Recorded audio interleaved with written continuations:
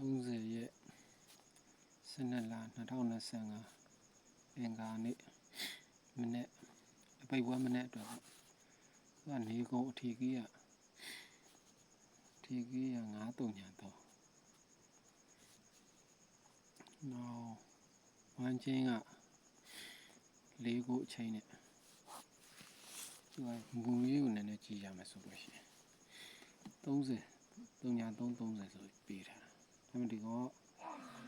ခွန်30လာပေးတယ်ပြီးတော့မှဒီ3339ခွန်ဆိုပြီးမနေ့ဖန်ပွဲအတွက်ကိုခံမှာတယ်နောက်တူတမှု9953ဒီမှာက3339တဲ့ပဲလာတာသူ99559953သူကဒီအပြင်ပေါ်ပင်မှာတော့က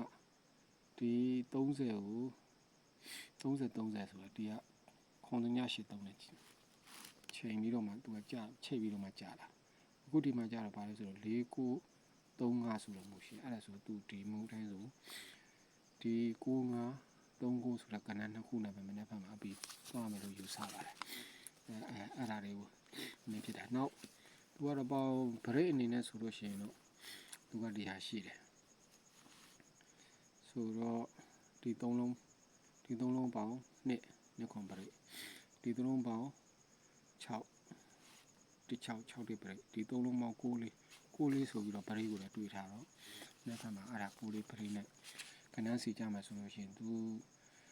မြေကုံကတော့9300Kပဲဝမ်းကြီးက4ခုအဲ့ဒီမှာ main ခွက်အနေနဲ့သူက main ဆို95ကြိုက်တယ်95ရယ်နောက်40နောက်ရန်ခွက်အနေနဲ့ဆိုလို့ရှိရင်90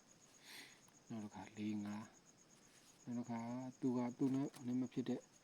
61 96ဆိုတော့ကဏ္ဍ4ခုနေကုန်ထိုးပါမနေ့ဒီခဲတဲ့တကော့ထက်ခဲနောက်မှဖယ်ပြီးတော့အဲ့ထွက်ခဲ့တဲ့ကဏ္ဍတစ်ခွက်ဖယ်ပြီးကျန်တာတွေကိုလိုက်ပြီးထိုးပါ